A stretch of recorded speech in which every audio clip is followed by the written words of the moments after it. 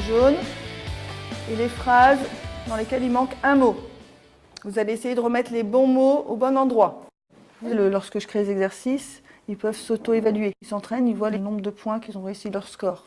C'est beaucoup plus propre qu'une feuille. Je prends juste ma gomme et je peux effacer et ça restera toujours pareil. Le garçon aux grandes oreilles. Très loin d'ici, vivait un hakim, un gouverneur. Coche la case dans laquelle il y a 5 animaux. Où est-ce qu'il y a 5 animaux, Eben? L'enfant peut aussi faire la correspondance entre l'écrit et l'oral. Et donc c'est déjà les préliminaires de l'entrée dans la lecture. J'aime bien faire la lecture sur tablette, comme ça je vois en direct comment ils font les lettres. Comme ça, je peux voir combien de temps il a mis déjà à faire le travail en entier. Et puis je peux voir comment il trace ses lettres. Là, c'est vrai que c'est quelque chose qu'on ne peut pas avoir sur le format papier. Parfois, on voit le résultat et on se dit oh, il a écrit n'importe comment ou les lettres sont mal tracées, mais on ne voit pas la démarche. Les CM2, vous avez les extraits des pages Internet et les CM1, vous avez le questionnaire. L'intérêt, justement, c'est de pouvoir créer des groupes de niveau, des groupes de besoins, des groupes, des groupes en fonction des thèmes qu'on va choisir.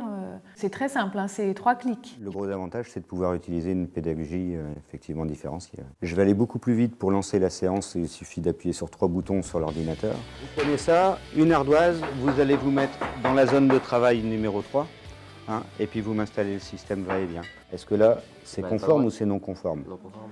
D'accord. Ça a été intéressant dans ce collège de voir le détournement en fait, d'un produit qui n'était pas conçu pour le second degré et qui a été utilisé avec profit par les élèves de cette classe. Le garçon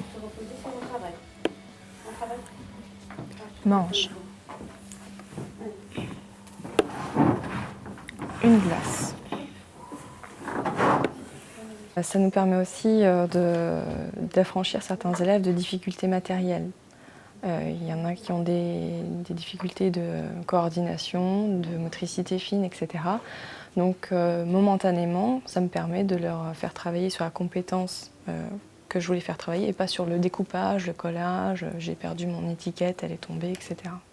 Je ne saurais pas expliquer pourquoi, mais le fait qu'ils entendent et qu'ils lisent en même temps une phrase, ils la retiennent mieux, ils la prononcent mieux. C'est-à-dire qu'à partir de ce moment-là, la lecture elle est plus fluide, elle est audible et l'accent se gomme.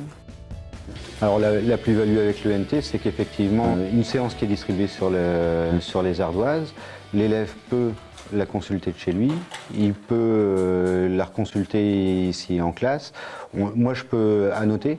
On est ravis effectivement que dans l'intérêt des élèves, que les parents puissent s'associer à leur travail. La vidéo sert de leçon. Au lieu de faire la leçon en classe, ils la font à la maison.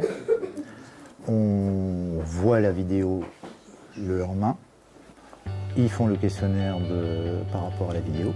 Moi, j'analyse tout. Moi, je commence, ça fait 4-5 mois, donc je verrai vraiment les résultats qu'à la fin. Mais au niveau investissement des élèves, je pense que c'est très positif.